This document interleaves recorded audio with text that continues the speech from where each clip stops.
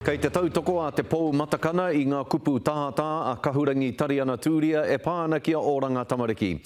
Hei tā te minita o mua o te kāwanatanga me te kaiarahi o mua I te ropu toranga pū Māori, ka tahi hā te mahi mō rikarika ko tā Oranga Tamariki ka haki atu I ngā pēpi Māori hou I o rātou māma.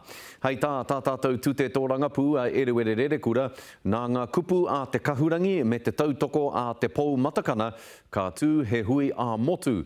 Me te whakapae ia, 500 tāngata ka pōi I taua hui.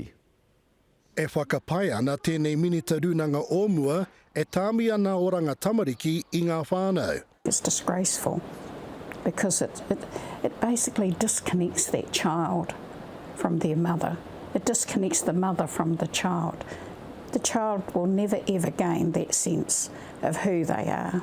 E tautoko ana te toihau o te poumatakana I tērā whakaaro. She is actually correct in what she's saying. I mean, she's had experience with Oranga Tamariki, with the Ministry for Children, over many, many years, so she knows what she's talking about.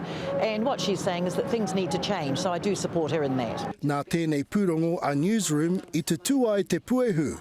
A ka tahia nō te reo karanga ka puta, kia taki hui hui mai ngā kairahia iwi ki te ata whiriwhiri I te take nei. There's been a real call from Māoridom, particularly Māori leaders, to say what are we going to do as a commissioning agency? Could we facilitate some change? And so what we've decided is that we will hold a hui, and that's coming up this weekend, of Māori leaders and others who are extremely concerned around the practices of an organisation such as the Ministry for Children. Hei tā te kahurangi, tukuna mā te iwi hapū whānau rānei te tamaiti e tiaki, kaua mā te tari kāwanatanga. Say, for instance, with Wanganui, you know, we all connect to the river.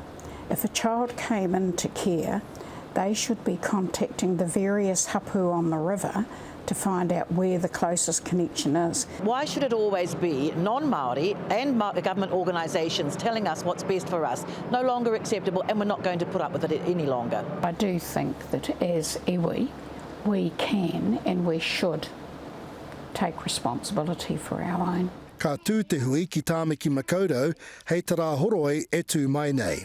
Iriwere kura te karare.